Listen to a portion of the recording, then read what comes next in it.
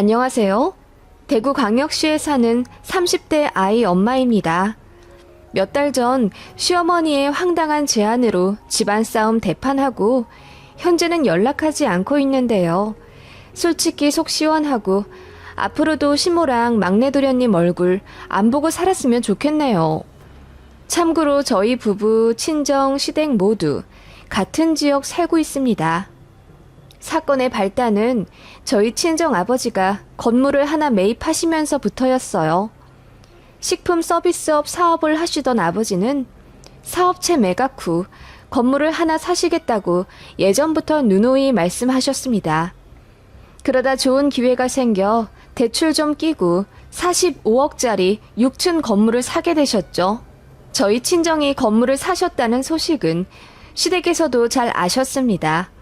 왜냐하면 시어머니가 관심을 많이 가지셔서 매매 단계 때부터 엄청 전화해 물어보셨거든요. 그러다 보니 저희 친정 매매 진행 과정 모두 시댁에서도 세세하게 알고 계셨죠. 사돈께서 매매하셨다지?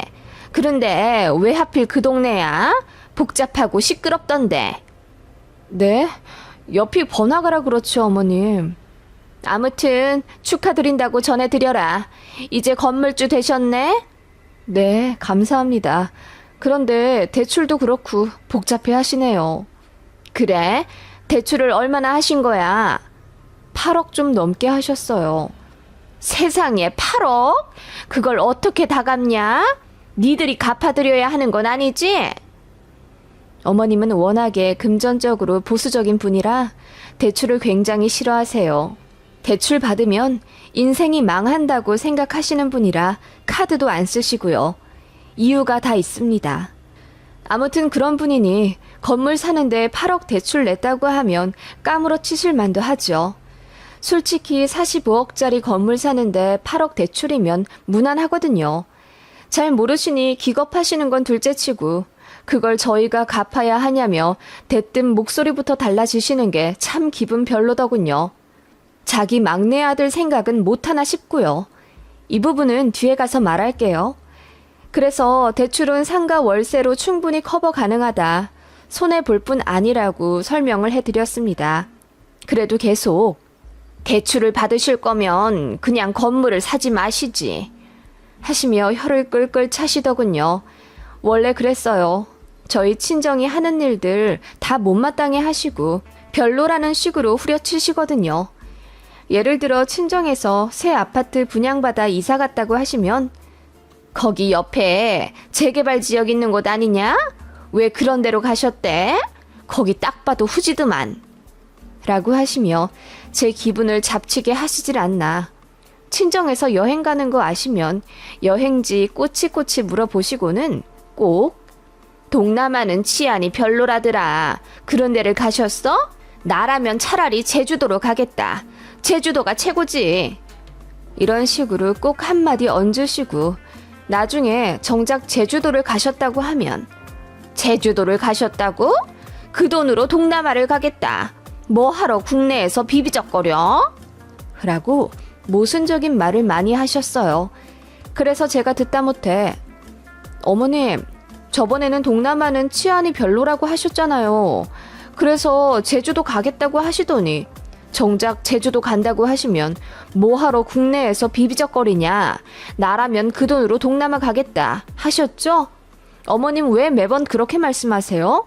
라고 따져 물었더니 얼굴 벌개지시며 아무 말도 못하신 적이 있어요. 남편도 그런 자기 엄마 되게 창피해하고 부끄러워합니다. 솔직히 말해 시댁은 가정사도 복잡하고 돈도 거의 없어서 남편 형제들이 십시일반 돈 모아 시부모님 매달 용돈을 드려야 합니다. 말이 용돈이지 생활비고요. 아마 앞으로 노후도 다 자식들이 챙겨야 할 거예요.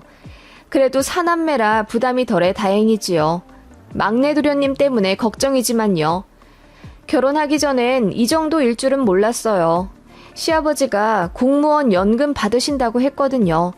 그런데 막내 도련님이 20대 초반에 돈 사고를 쳐서 그거 갚으려고 아파트를 팔았고 대출 받아 지금 시댁 아파트에 전세로 들어오신 거더라고요. 그리고 아직도 도련님 빚을 시부모님이 갚아주고 계세요. 그래서 돈이 없으십니다. 시댁에서 심지어 그걸 다른 자식들한테도 숨기셨어요.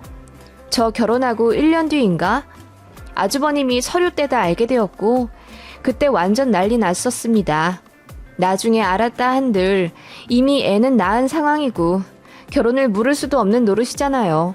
솔직히 말해 남편 다른 형제들은 다 이제 앞가림 잘하고 밥벌이도 잘해요. 아주버님은 약사시고 시누는 대학병원 간호사고요. 제 남편도 청 다녀요. 막내 도련님만 어릴 때부터 그렇게 자잘한 사고를 많이 치고 다니더니 결국 대학도 안 간다 하고 팽팽 놀았다더군요. 그냥 놀기만 하면 되는데 허세가 심해 없는 돈 끌어모아 외제차도 사고 오토바이도 사서 끌고 다니고 그러더래요. 첫 번째 산 외제차도 사실 도련님이 시어머니 명의로 돈 빌려서 산 건데 사고 나서 폐차시킨 거라고 하더라고요. 근데 보험도 안 들어서 보상도 못 받고 그냥 그 돈 전부 날렸습니다. 그러면 반성을 해야 하잖아요. 차 없어서 불편하다고 사채 끌어다 써서 벤츠를 하나 또 산 거죠. 그게 문제가 되어서 이자가 눈덩이처럼 불어났고 설상가상으로 그 차 몰다가 인명사고도 냈다네요. 합의금으로 1억 가까이 물어주었다고 합니다. 그 여파로 시부모님은 집도 팔고 대출 잔뜩 끌어 전세살이 하게 되신 거고요. 시댁 그리고 도련님 생각하면 한숨이 절로 나올 정도로 아득하고 시어머니가 왜 대출을 그렇게 싫어하는지 짐작은 갑니다. 그리고 돈에 쫓겨 아둥바둥하는 시댁에 비해 안정적이고 잘 사는 제 친정이 부러우면서도 고가우실 테죠. 그래서 제 친정 얘기 시댁에 하고 싶진 않습니다만 자식들 사돈 중에 저희 집을 제일 궁금해하세요.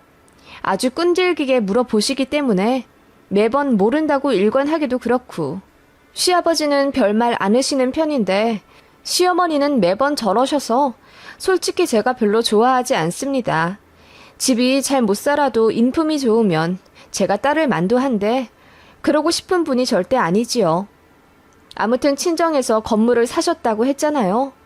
시어머니가 그 건물을 몇 번 가보셨댔나 봐요.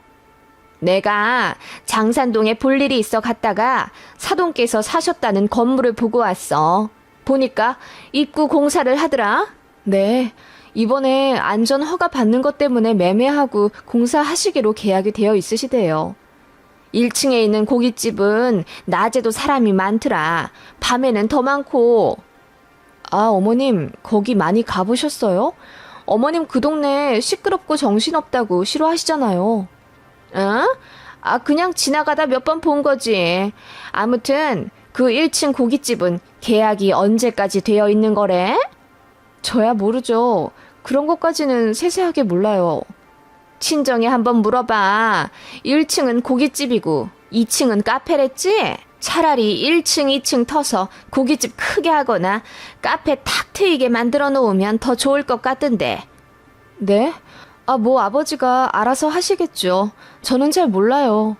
물어나 보래도 고깃집이라도 계약 기간이 언제인지. 어머님, 그건 왜 자꾸 물어보세요? 아니, 그냥. 어머님은 이상하게 저희 아버지 건물 1층 상가에 관심이 많으셨어요. 그 1층에 있는 고깃집은 벌써 5년도 더 된 가게이고요. 단골도 많고 맛있다고 소문난 맛집이라 인기가 많아요. 낮에도 정식 먹으러 오는 손님들이 많으시고요.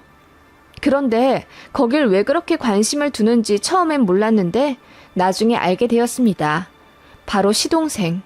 그 사고 주구장창 친다는 애물단지 막내 도련님 때문이라는 걸요.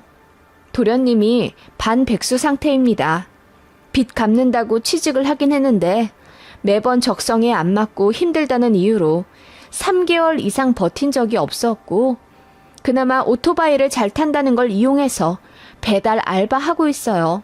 그거라도 부지런하게 하면 돈도 많이 모은다던데 시동생은 하루에 2-3건 정도 하고 힘들다며 집에 와버리거나 친구 만나러 갑니다.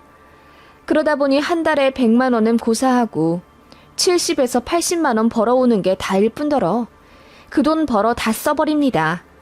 미혼 도련님이라 독립 안 하고 집에서 시부모님이랑 같이 살고 있는데 생활비도 한 푼 안 준다 하더라고요. 그래서 결과적으로 시아주버님이랑 신우 그리고 저희가 시댁에 다달이 주는 돈으로 시부모님뿐만 아니라 도련님까지 부양해 주는 거예요. 도련님은 저희 애들한테 용돈 한 번 준 적 없고 내복 한 번 사준 적 없으면서 니들 나중에 이 작은 아빠한테도 잘해라. 용돈도 주고 그래야 돼. 이러더라고요. 그런 꼴 보면 솔직히 님자 붙이기도 싫고 도련이 새끼라고 부르고 싶습니다. 그런데 막내 도련님이 시어머니의 아픈 손가락인 것 같더라고요. 애가 많이 아팠어, 어릴 때. 그래서 얘는 학교도 1년 늦게 보냈다. 그러다 보니 적응을 못한 것 같아. 다 나 때문이지. 지 형들이랑 누나 뒤치다꺼리 하느라 막내 아플 때 제때 병원도 못 가고 그랬더니 라고 하셨어요. 어머님은 막내 도련님이 엇나가는 게 전부 어머님 때문이라고 자책하셨고 그 책임의 일부를 형제들에게도 돌리셨습니다. 그래서 도련님이 사고쳐도 크게 내치지도 않고 아직까지 끼고 사시는 거예요. 어머님이 너무 유난이시니 아버님도 별 수 없으신 모양이었고요. 솔직히 살면서 안 아픈 아이 없고 어릴 때 아팠다고 해서 전부 엇나가진 않는 법인데 제가 보기엔 어머니가 너무 오냐오냐 키워서 그러신 것 같아요. 합리적 의심이 들만도 한 게 시어머니가 다른 자식들한테는 엄청 엄하게 키우셨다고 들었거든요.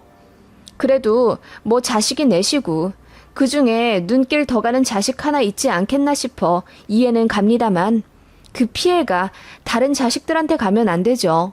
그리고 다 큰 자식인데 아직까지도 그렇게 끼고 사니 현명한 판단도 못하고 더 부모 의존 쪽으로 되는 것 같아 안타깝더라고요. 아무튼 시어머니는 막내 도련님이 제압가림 할 수 있을 때까지 전적으로 도와준다 하셨죠. 그것이 사업일 줄은 꿈에도 몰랐습니다. TV에 많이 나오죠. 가게 내고 사업해서 자수성가한 능력자 분들이요. 시어머니도 도련님이 그런 사람이 되길 바라셨나 봐요. 공부는 애당초 포기했으니 장사라도 잘 배워 돈 많이 벌길 바라셨습니다. 솔직히 제가 보기엔 이미 싹수가 노랗고 가족들 돈이나 안 깎아먹으면 다행이거든요. 그런데 어머님은 그 전부터 우리 막내가 장사를 하면 참 잘할 것 같은데 애가 싹싹하고 셈도 빨라서 그런 건 참 잘할 거야. 내가 돈이 좀 있으면 미첨 좀 대주려만. 지 형들이랑 누나는 자기들 먹고 살기 바쁘다고 막내 한번 제대로 봐주지를 않으니 원. 이라고 하시며 은근히 저희 형제들이 십시일반 돈 모아 막내 가게 내주길 넌지시 바라셨어요. 그래서 아주버님이 난리를 치며 막내 쟤는 가게 차려주면 100% 망한다고 취업할 생각이나 하라고 노발대발 한 적이 있습니다. 뭐 저희 남편이랑 신우도 같은 입장이고요.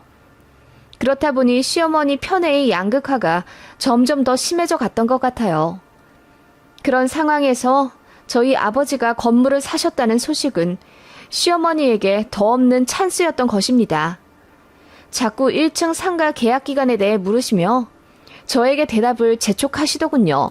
그래서 왜 그러시냐 물으니 우리 막내 좀 그 자리에 넣을까 해서 어멈 너는 어떻게 생각하니? 라고 하시길래 제가 기겁했죠. 제가 알기로 그 고깃집 거기서 장사 잘하고 있어서 아마 나오려 하지 않을 거고요. 제가 보기에도 도련님은 사업보다는 취직을 먼저 하시고 진득하게 돈 좀 벌어보시는 게 여러모로 많이 더 배우실 것 같아요. 라고 했더니 시어머니 얼굴이 불그락 푸르락 되어서는 그건 모르는 일이지 않니? 사람 인생 어떻게 될지 모르고 앞날 어떻게 흘러갈지 모르는데 취직을 해서 잘 됐으면 벌써 했겠지. 우리 막내가 누구 밑에서 일하는 건 힘들다 하잖니. 내가 보기엔 우리 막내는 가게 하는 게 딱이다. 라고 하시더군요. 그래서 제가 대꾸도 않고 있으니 자꾸 연거푸 조르시더군요. 너희 친정 아빠한테 잘 좀 얘기해봐. 아니 가족이잖아. 사돈 총각 잘 되는 거 너희 친정에서도 바라시지 않겠니? 잘 되면 너도 좋을 거고. 어머님, 근데 제가 궁금한 건요. 그 고깃집이 그대로 재계약한다고 하면요. 그리고 두 번째, 만약 운 좋게 그 고깃집을 도련님한테 넘기신다고 하면요. 권리금만 몇 천만 원? 제가 보기엔 1억 넘을 것 같은데 그거 어떻게 감당하시려고요? 제가 예리한 질문을 던지자 어머님이 당황하신 듯 얼굴이 붉어지시더군요. 아, 그래. 그 고깃집 사장이 안 나간다고 하면은 네 친정 아버지가 손 좀 써주시겠지. 요즘 신문이고 TV고 보니까 월세 올리면 사장들도 두 손 두 발 들고 나간다고 하더만. 그렇게 하면 나가겠지. 네? 저희 친정 아버지 보고 악역을 하게 하시라고요? 왜 제 시동생을 위해 저희 친정 아버지가 그러셔야 하는데요? 그리고 그 고깃집 입장은요. 어머님 너무하세요. 그런 말씀 하시려면 이제 그만해주세요. 너도 참 사람이 야박하다. 그럼 그 생판 남인 고깃집 사장을 네가 왜 걱정하니? 네 시동생 잘 되는 건 안중에도 없어? 가족끼리 그러면 안 된다. 이럴 때일수록 서로 이끌어주고 그래야지. 어머님, 싫어요. 저희 아버지 안 좋은 소리 듣게 할 순 없어요. 그리고 어머님, 솔직히 당장 끌어올 돈도 없는데 무슨 생각으로 도련님 가게를 차려주려 하시는데요? 사업 자금으로 얼마나 생각을 하시는데 그러세요? 니들이 좀 도와주겠지. 다들 대출도 잘 나오는 직장이고. 솔직히 네 동생 빚, 지 엄마 아빠가 다 갖고 있는데 모르는 척하는 거 얼마나 야속한지 아니? 슬픈 일이 있으면 같이 나누는 게 가족이지. 다들 어쩜 지들 입만 입이야. 그렇게 어머님은 다른 형제들이 막내 도련님 사업을 도와줘야 한다면서 큰 소리를 치시더군요. 그래서 제가 도련님 사업을 한다고 해서 다른 형제들이 도와준다고 하더라도 우리 부부는 더 이상 도와줄 생각도 없고 여유도 없다. 그런 계획이 있으시면 우리는 빼주라. 언성 높여 말씀드렸더니 뭐라 구시렁구시렁 거리시더군요. 어이가 없더라고요. 막내 도련님 감싸주다가 온 가족 다 파산하겠어요. 어머님부터 정신을 못 차리시니 막내 아들도 똑같이 정신 못 차리고 사는 것 같아 안타까우면서도 겁이 나더라고요. 그러다가 시어머니가 안 되겠다 싶으셨는지 저희 친정 아빠한테까지 전화를 거셨더라고요. 1층 상가 계약건에 대해 묻는다 하시며 자세히 알아보셨더라고요. 어머님이 궁금하신 고깃집은 내년에 재계약할 거고 임대료도 동일하게 갈 거라고 했더니 시어머니가 넌지시 시동생 이야기를 꺼내셨나 보더라고요. 그런데 저희 아버지도 굉장히 그런 면에 단호하십니다. 그래서 이렇게 말씀하셨나 봐요. 사부인, 그 고깃집이 잘 돼서 그 옆 편의점도 잘 되는 거고 우리 2층 카페도 잘 되는 겁니다. 고깃집 무리하게 빼고 싶은 생각도 없고 임차인들 권리 보장해주면서 이 일 하고 싶습니다. 건물주라고 마음대로 행패 부리면 나만 손해입니다. 그리고 아는 사람이라고 해서 무리하게 넣어주고 싶지도 않고요. 아니 사돈 어르신, 그냥 아는 사람은 아니지 않습니까? 그래도 지영이 시동생인데요. 다 같이 잘 살면 좋죠. 가족인데요. 우리 지영이 시동생이 아니라 우리 지영이가 들어온데도 저는 그렇게 못합니다. 그랬더니 시어머니가 불쾌한 듯 알겠다고 하셨다더군요. 그 얘기를 저에게 하시면서 되는 일이 없다고 우시더라고요. 그냥 마음 접으시라 했습니다. 애초에 말도 안 되는 무리한 계획이라고 말씀을 드리며 포기하라 했습니다. 그리고 요즘 임대료도 비싸서 월세 감당 못하는 상가들이 많은데 돈 한 푼 없이 시작하는 시동생한테는 사업이 너무 위험하다고 했죠. 그랬더니 시어머니가 그래서 더 니네 친정 건물에 들어가려고 했던 거야. 월세가 부담이 안 되니까. 라고 하시길래 네? 아니 그럼 아는 사람이면 월세 깎아줄 거라 생각하셨어요? 아니 월세를 설마 너희 친정에서 받으시겠니? 나라면 안 받는다. 내 딸 시동생이 자리 못 잡고 힘들어한다고 하면 먼저 도와주면 도와줬지. 어머님, 그 자리 제가 알아보니까 보증금 1억 5천에 월세 500만 원이에요. 그걸 감당하실 수 있겠냐고요. 뭐? 그렇게나 비싸? 이래서 건물주 하는 거구만. 뭔 욕심이 그렇게 많으시대? 그래서 설마 우리 막내 아들한테도 월 500만 원씩 꼬박꼬박 받으실 생각이었다고? 그냥 적당히 전기료나 받으시면 되지. 네? 어머님, 너무 어이없네요. 그럼 뭐 한 달에 얼마 내려고 하셨는데요? 한 10만 원 정도? 성의만 보이면 됐지 뭘. 그러더니 분이 안 풀렸는지 저한테 제 친정 아빠가 굉장히 야박하다며 대놓고 뒷담을 까는 거예요. 저도 너무 열받아서 야박한 게 누군데 그러세요. 장사 잘하고 있는 그 고깃집은 하루아침에 무슨 날벼락이에요. 그리고 어머님은 막내 도련님만 눈에 보이시죠? 다른 형제들 괴로워하는 건 보고 싶지 않으세요? 여기서 누가 더 야박한지 한번 대결해 볼까요? 그리고 저희 친정이 그렇게 만만하세요? 라고 저도 참다 못해 내질렀더니 저더러 지 아빠랑 똑같다는 거예요. 똑같이 피도 눈물도 없어서 가족 챙길 줄 모른다고요. 그래서 진짜 대판 싸웠습니다. 시어머니랑 삿대질 하면서 고래고래 소리 질렀고 시아버지도 그만하시라며 정말 애걸복걸 하시더군요. 하필 남편이 없고 저만 있어서 어머님을 혼자 상대해야만 했습니다. 제가 정말 참다 못해 시댁이랑 아예 연 끊고 살고 싶다고 했습니다. 저에게 피해만 주는 시댁 싫다고요. 그랬더니 시어머니가 뭘 하셨는 줄 아세요? 그래, 그럼 20만 원 줄게. 그럼 됐지? 라고 하시더군요. 어이가 없어서 깔깔 웃었습니다. 월세 10만 원 언감생신 안 된다니. 푸하, 20만 원이요? 그냥 이제 연락도 안 하고 찾아오지도 않겠다고 했습니다. 그랬더니 시어머니도 그러라 하며 저를 문 밖으로 밀어내시더군요. 남편한테 자초지종 다 이야기했더니 기가 막히다면서 저한테 미안하다고 앞으로 저더러 시댁 갈 일 없을 거라고 하더군요. 그리고 남편이랑 시아주버님, 신우 셋이서 시부모님 찾아가 또 한 번 대판 싸웠나 봐요. 결국 시부모님 정신 차릴 때까지 왕래 안 하기로 했습니다. 시어머니 울고불고 뒤집어 지셨다더군요. 그리고 매달 용돈주로 보내던 몇십만 원도 새남매 다 끊었습니다. 돈이 자꾸 나오니까 정신을 못 차리는 거라며 아예 안 보내기로 마음 먹은 거죠. 그리고 그간 차별받았던 곳에 대한 늦은 대항이었습니다. 시어머니가 오열하고 후회해도 이미 늦었더군요. 제 남편도 마음이 완전히 돌아섰고요. 그렇게 결국 연 끊었고 지난 추석이랑 설에도 안 갔습니다. 시누이가 막내 도련한테 연락해봤더니 시어머니가 시동생 등짝 후려치며 집에만 퍼질러 있지 말고 배달 나가라고 이제 잔소리 한다네요. 그리고 막내더러 이제 생활비도 좀 내라고 화를 내셨답니다. 이제야 제대로 돌아가는 모양이에요. 진작 이렇게 할 것을. 너무 늦은 참교육이지만 이제라도 속 시원해져서 다행입니다. 아무리 생각해도 어머님의 사고방식 참 어이가 없어요. 10만 원에서 20만 원으로 올려 부르면 제가 얼씨구나 알겠습니다 어머님 할 줄 아셨던 걸까요?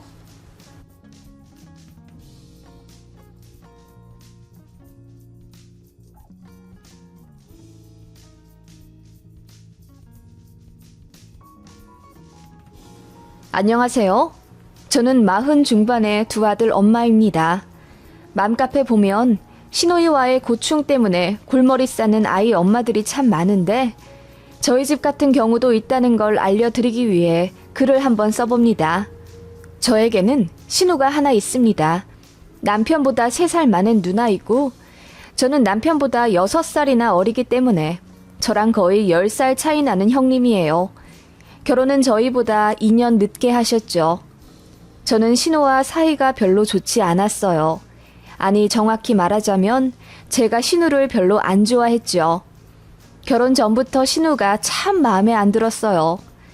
저는 내성적이라 말도 별로 없고 수줍음이 많은데 손이 신우는 굉장히 활달하고 웃음도 많은 성격이에요. 그리고 부침성이 참 좋은 편인데 그런 신우 성격이 저는 꽤 부담스럽더라고요. 남편이랑 연애 때 신우를 잠깐 만나 식사를 하게 된 적이 있는데 첫 만남부터 야, 내가 너보다 9살이나 많으니까 그냥 말 놔도 되지? 편하게 언니라고 불러. 라고 하시며 깔깔 웃으시더라고요. 그런 모습에 소심한 저는 화들짝 놀랐고 무례하다는 느낌이 들어 불쾌하기까지 했죠. 그런 신우가 익숙한 듯 남편은 그닥 제지를 안 하는 모습에 서운하기도 했고요. 신우는 첫 만남부터 제가 편하다며 야야거렸고 너 코 성형한 거야? 완전 서양 여자들 코 같네? 어쩜 이리 높아? 이거 한 거지? 아니요, 수술한 거 아닌데요. 정말? 너무 이쁜데? 눈도 했어? 어떻게 이렇게 눈이 커? 쌍꺼풀도 예술이다. 이게 자연산이라면 넌 너네 엄마한테 진짜 큰절해야 하고 수술한 거라면 의사한테 절해야겠다. 누나, 그냥 이쁘면 이쁘다고 칭찬을 해. 누나 그런 화법, 누나 친구들이랑 가족들만 이해하지. 다른 사람들은 들으면 오해해. 내가 고치라고 몇 번을 말해 정말. 내가 낯간지러워서 칭찬을 잘 못해. 그래, 이쁘다는 소리야. 기분 나빠할 것 없어. 아무튼 오늘 시간 내줘서 고마워. 오늘 밥값 내가 쏠게. 그리고 비리비리해 보이는데 너 우리 집 시집 오면 시집살이도 못 시키겠다. 라고 하시더군요.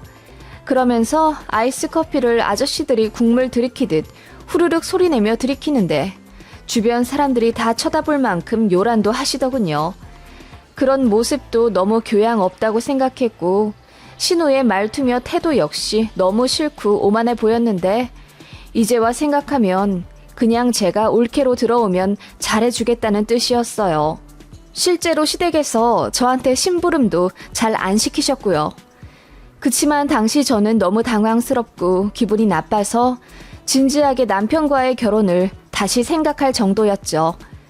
그래도 시부모님도 다 인자하고 좋으신 분들이고 신우 한 명 신경 쓰이긴 했지만 그게 그렇게 제 결혼 생활에 지장이 있을 거라는 생각은 하지 않고 결혼을 했답니다.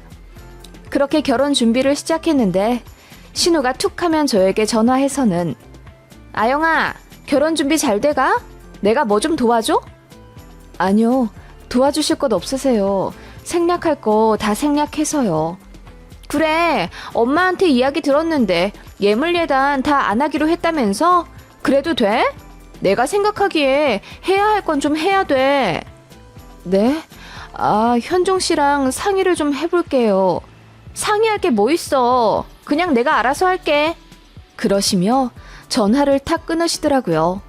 가뜩이나 결혼 준비하느라 예민한 예비 신부인데 신우가 그런 식으로 예물 예단에 대해 입대고 자기가 알아서 한다니 뭐니 그러니까 너무 화가 났어요. 그래서 남편이랑 싸우기도 하고 그랬죠. 그런데 며칠 뒤 상상도 못한 일이 일어난 거예요. 신우가 저를 불러서 차 한잔 하자고 하더니 웬 주얼리 박스를 주시더라고요. 예물 예단 생략하고 합리적으로 하는 것도 좋지만 그래도 받을 건 받아야지. 이거 목걸이 세트야. 진짜 금이니까 깨물어 볼 필요 없어. 그리고 내 동생한테 비슷한 가격으로 시계 하나 해줬어. 그러니까 서로 주고받은 거야. 알겠지? 그래도 결혼인데 서로 반짝반짝한 건 주고받아야지. 라고 하시며 아이스 커피를 후루룩 마시더군요. 시댁도 돈이 별로 없고 친정도 딱히 여유롭지가 않아 양가에서 돈 한 푼 안 받고 결혼하기로 한 동생네 부부가 마음에 쓰였는지 신우가 통장에서 1,000만 원 빼서 그렇게 저희한테 선물을 해주신 거였어요. 지금에 와 생각해보면 신우의 그런 마음이 눈물 날 정도로 고마운데 당신은 왜 그렇게 부담스럽던지요. 저도 신우에게 선물해줘야 하나 고민이 생기기도 했고 그냥 예물 예단 다 생략한다는 우리 뜻 무시하고 왜 맘대로 하시나 원망스럽기도 했죠. 받으면 줘야 할 것 같다는 부담 때문에요. 그래서 신우한테 뭐 필요한 거 있으시냐 물었더니 불같이 화내며 그런 거 없고 그냥 받기만 하면 되는 거라고 하시더군요. 신우는 제게 그런 사람이었습니다. 그냥 마음대로 하는 사람, 필터링 없이 말을 막 내뱉는 사람. 사실은 표현이 서툴 뿐 마음은 따뜻한 분이었는데 제가 오해를 많이 했죠. 그리고 당시 신우는 결혼도 안 한 상태였는데 그렇게 결혼 준비에 훈수를 많이 두셨습니다. 결혼하면 양가에는 한 달에 한 번씩 찾아뵈어야 하네. 집안일은 어떻게 분담해야 하네. 드레스는 여자가 편한 걸로 입어야 한다 어쩐다 하시며 제가 드레스 투어 가는 것도 따라간다 하시더군요. 누가 남편의 누나랑 드레스 투어를 갑니까? 거절하느라 혼났네요. 저는 신우가 굉장히 푼수 같다는 생각을 했어요. 그리고 결혼을 안 해서 그런가? 저희 부부 결혼하는데 참견하고 싶어 한다는 느낌을 지울 수가 없었습니다. 그게 신우의 짓 같기도 했고요. 결혼하고 나서도 신우는 여전히 저에게 야, 너 거리며 호칭을 편하게 하셨어요. 저는 꼬박꼬박 형님이라고 불러드리는데 이건 좀 아니다 싶어 어느 날 시댁에서 마주친 신우를 붙잡고 형님, 결혼한 지 이제 1년도 넘었고 제 뱃속에 아이도 있는데 이제 호칭 좀 바꿔주시면 안 될까요? 야나 너 말고 그냥 올케라고 불러주시면 안 돼요? 나중에 태어날 제 아이 앞에서도 저한테 야라 그러시면 너무 수치스러울 것 같아요. 라고 했더니 신우가 저를 빤히 보더니 그게 그렇게 기분이 나빴어? 나는 그냥 네가 동생 같아서 편했거든. 이라고 하시더군요. 그러더니 알겠다 하시며 이제는 이름을 불러주겠다 하시더군요. 아니요, 그냥 올케라고 해주시면 되는데. 내가 대학교에서 올케의 어원에 대해 들었거든. 그거 알고 나니 별로 쓰고 싶지가 않더라. 그래서 난 나중에 내 동생 결혼하면 올케라고 절대 안 불러주기로 다짐했거든. 야가 싫다니까 그건 내가 고칠게.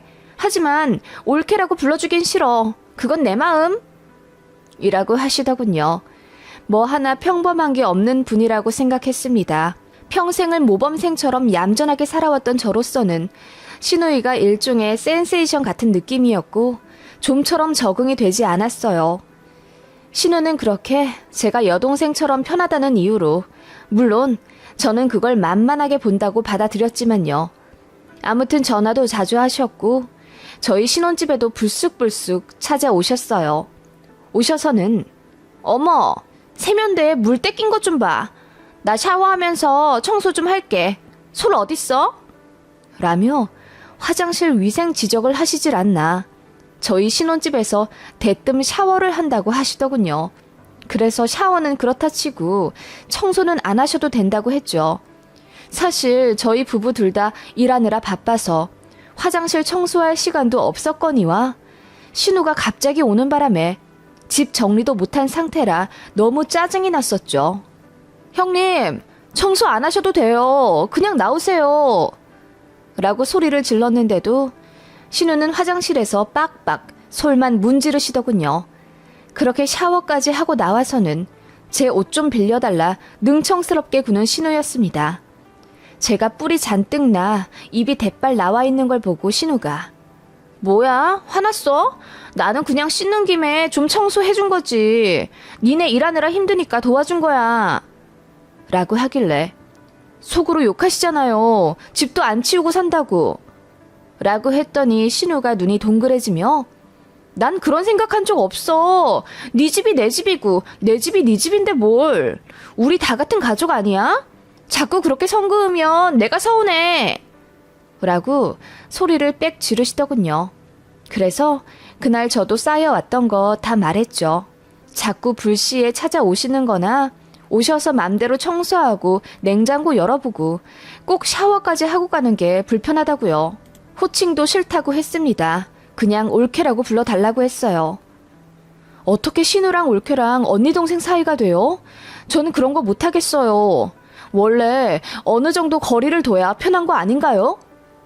라고 제가 말을 했는데 지금 생각하면 정말 저도 되바라진 올케였죠. 이 말에 신우가 너무 기분이 나빴는지 뭐? 거리를 둔다고? 그래, 나 이제 너네 집 다시는 안 올게. 됐어? 라고 하시며 바로 나가시더군요. 저도 뿔난 마음에 신우 잡지 않았어요. 그리고 나서 신우는 다시는 저희 집에 오지 않으셨고 전화도 안 하셨습니다. 저는 신우가 당연히 시부모님께 이야기하셨을 거라 생각했어요. 옳게 험담했을 거라고 믿어 의심치 않았죠. 그런데 며칠 뒤 시어머니와 통화를 했는데 정말 아무렇지 않게 대화를 하시는 거예요. 제가 먼저 물었죠. 어머님, 혹시 형님께 무슨 이야기 못 들으셨어요? 응? 무슨 얘기? 들은 거 없는데? 라고 하시며 시어머니가 정말 어리둥절해 하시더라고요. 형님이 제 얘기 안 하셨어요, 어머님? 네 얘기? 네 얘기 할 게 뭐 있어? 우리 큰애는 자기 올케 얘기 일절 안 해. 걔가 말은 좀 많고 푼수떼기 같지만서도 뭐 말 옮기고 그러는 애는 아니야. 라고 하시더군요. 저는 당연히 시댁의 일로 바쳤을 거라고 생각했거든요. 그래서 의외였습니다. 저도 곰곰 생각해보니 신우에게 잘못한 것 같아서 결국 먼저 사과를 했죠.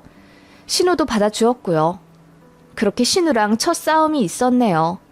그 이후로는 신우가 저에게 좀 조심하는 눈치였어요. 화해는 했지만 여전히 집에는 안 오셨고 전화도 안 하시길래 오히려 제가 너무 죄송스러워 더 연락하게 되더라고요.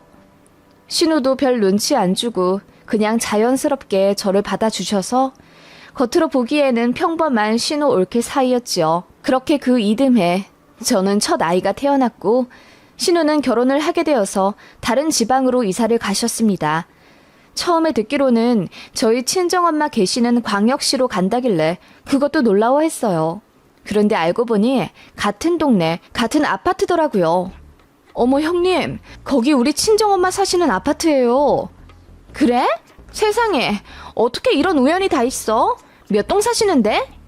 102동 사세요. 형님은 몇 동 가시는데요? 어머, 나는 101동이야. 세상에, 바로 옆 동이네? 진짜 신기하다. 내 올케의 친정엄마랑 같은 아파트라니. 라고 하며 다들 놀라움을 감추지 못했습니다. 그렇게 신우는 결혼했고 한 달 뒤 신우 집들이도 갔어요. 그런데 신우가 저희 친정엄마도 부르자 하더라고요. 그 자리에 시부모님도 계신 상태라 서로 불편하지 않을까 싶어서 제가 됐다고 했더니 시부모님도 사부인 모시고 같이 식사하자고 하시더군요. 저희 친정엄마는 이따가 제가 뵈러 갈 거예요. 아니, 오랜만에 사부인 좀 뵙고 싶어 그래. 우리가 갈까? 그렇게 시부모님도 연거푸 초대하자 하셔서 결국 친정엄마를 신우집에 부르게 되었습니다. 참고로 저희 엄마는 혼자 사세요. 오래전 사별하셨고 재혼 안 하고 쭉 혼자십니다. 자식이라고는 딸 둘뿐이지만 둘 다 결혼해 타양살이 하고 있어 엄마는 자식들 자주 못 보시는 편이고요. 시댁에서도 혼자 사시는 사부인 걱정을 종종 하시는 터라 더없이 반가운 듯 보였습니다. 친정엄마도 얼떨떨하게 신우집에 들어서시며 인사를 하셨죠. 안녕하세요. 아니 제가 여길 와도 될는지. 아무튼 결혼 축하드립니다. 네 어머님. 이제 자주 봬요. 저랑 전화번호도 주고받아요. 제 폰에 번호 좀 찍어주세요. 신우는 그렇게 명랑하게 저희 엄마 번호를 따가더라고요. 사실 사돈처녀와 전화번호 교환할 일이 뭐가 있을까요? 무슨 연락을 하겠다고 저희 엄마 번호를 따가고 또 자주 뵙자고 하시는 건지. 신우가 워낙 푼숫기가 많으니 감이 안 잡히더군요. 저희 친정엄마도 당황은 하셨지만 그래도 신우의 부침성에 마음이 좀 열리셨는지 그날 화기애애하게 신우 집들이 잘 있다 왔습니다. 그리고 친정엄마한테 그날 말했죠. 엄마, 우리 신우 알지? 내가 얘기 많이 했잖아. 말도 막하고 행동도 거침이 없어. 자주 마주치면 엄마만 기분 상할 일이 많을지도 몰라. 그래도 사람 좋아 보이던데 뭐 내가 알아서 할게. 넌 신경 쓰지 마라. 그렇게 모두와 인사하고 집으로 돌아오는 길에 어쩐지 마음 한켠 찝찝함이 느껴지더군요. 그런데 혹시가 역시로 바뀌는 건 얼마 걸리지 않더군요. 신우가 저에게 전화를 하더라고요. 아영아, 너희 어머니 조남이 어떻게 되시니? 네? 저희 엄마요? 이 지자 숙자 되시는데요? 왜 그러세요? 아, 전화번호부에 사돈 어르신이라고 입력하니까 왠지 정없어 보여서 이지숙 여사님이라고 저장해야겠다. 네? 아, 뭐 굳이요? 그리고 나 오늘 베이킹 학원에서 빵을 좀 만들었는데 사돈 어르신 좀 드리려고. 뭐 이런 거 일일이 다 너한테 말 안 해도 되지? 이제 사돈 어르신은 나랑 더 가까워. 내가 더 자주 볼걸? 하면서 웃더라고요. 좀 어이없고 당황스러웠습니다. 그리고 그날 정말 신우가 저희 친정엄마 집에 찾아가 빵을 드렸다더군요. 응, 너희 신우가 빵을 구워왔더라. 얼마나 맛있던지. 들어와서 차도 한잔 하고 갔어. 차 한잔 했다고? 아니, 사돈 처녀랑 무슨 할 얘기가 있다고. 재밌더라. 난 괜찮던데 네 신우? 엄마, 자주 만나지 마. 골치 아플 일 생길 수도 있어. 얼마나 간섭도 많이 하고 오지랖 부리는데. 그런 사람들이 속이 깊어. 너도 너무 그러지 마라. 시자 붙었다고 괜히 안 좋게 생각하지 말고. 그래도 무례할 때가 있단 말이야. 저는 걱정이 많았지만 저희 엄마는 그렇게 종종 신우를 만나시더라고요. 보통은 신우가 먼저 연락을 해서 이것저것 갖다 드릴 때가 많았고요. 나중에 전해 듣고 나서 제가 신우에게 고맙다고 전화 인사를 드리면 귀찮게 왜 감사 인사를 하고 그래? 이건 그냥 내 인맥이야. 너랑은 상관없어. 라고 하며 능청을 떠는 신우였죠. 그런데 걱정하던 일이 역시나 펼쳐지더군요. 저희 신혼 때도 연락 없이 찾아오던 신우가 저희 친정 엄마한테도 그러나 보더라고요. 다행히 저희 엄마는 사람 찾아올 일이 별로 없는 일상이라 그런지 그런 신우를 많이 반가워 하셨댔어요. 엄마, 그건 예의 없는 거잖아. 그냥 없는 척해. 벨 눌러도 조용히 하고 있으면 가겠지. 어떻게 그러니? 그리고 나 네 신우랑 제법 친해졌어. 어제는 아파트 산책도 했는걸? 산책을 했다고? 아니 대체 둘이서 뭔 얘기를 하는데? 네 신우, 난 괜찮더라. 너처럼 사람한테 벽치는 타입도 아니고. 너랑 네 동생은 일평생이 사춘기였잖냐? 아빠 돌아가시고 말도 없어지고 외로웠는데 잘 됐어. 네 신우 말 많아서 난 좋더라. 그렇게 저희 엄마는 불시에 찾아오는 제 신우도 잘 받아주셨고 신우도 아는 사람 하나 없는 타지에서 저희 엄마가 꽤나 의지가 되었는지 둘이 굉장히 자주 만난다고 하더라고요. 제 신우가 아직 운전을 못하니 친정엄마 차 타고 새벽 시장도 가고 어디 부지에 쑥이며 고들빼기도 캐러 가는 정도의 사이가 되더군요. 제 성격상 있을 수가 없는 일이기에 솔직히 들어도 적응이 안 되더군요. 친정집에 놀러가면 자연스레 신우랑도 만나게 되었고 그게 잦아지니 제가 친정 가는 날은 신우도 제 친정엄마 집에 오는 날이 되었어요. 신우는 제 앞에서 능청스럽게 어머니, 어머니! 거리며 저희 엄마한테 착 붙어 있더군요. 솔직히 불편했고 저도 엄마랑만 있고 싶어서 신우 몰래 연락하고 친정에 가는 날도 있었습니다. 이게 진짜 뭐 하는 건지 모르겠어. 내가 엄마 보러 가는데 왜 신우 눈치를 봐야 하지? 세상 요지경이라니 희한하게 돌아가네. 제가 남편에게 불만 아닌 불만을 털어놓자 남편도 난감해 하더라고요. 그러던 어느 날 제가 신우에게 대판 퍼붓는 일이 생겼습니다.